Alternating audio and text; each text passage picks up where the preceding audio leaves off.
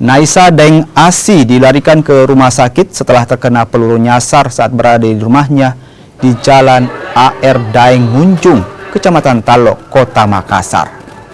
Kejadian ini berawal saat korban tidur di ruang tamu dan terbangun karena merasa sakit di bagian paha.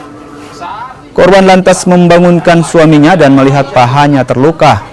Suami korban yang memeriksa kondisi rumah menemukan sebuah lubang di atap yang tembus melewati plafon rumah. Kasus ini kini dalam penyidikan kepolisian, termasuk menggelar olah TKP dan memeriksa sejumlah saksi. Sekitar jam 3 pagi, dini hari pagi, jadi korban ketika istirahat tidur dengan suaminya merasa ada kejatuhan benda masuk ke kakinya, itu jam 3 subuh.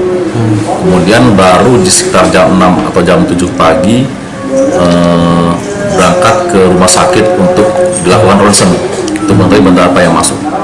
Setelah diketahui bahwa kemungkinan ada mungkin proyektil peluru yang masuk, jadi baru tadi pagi dilakukan tindakan operasi untuk mengeluarkan proyektil tadi. Itu kena di mana tempatnya? Di paha, jatuh dari atap.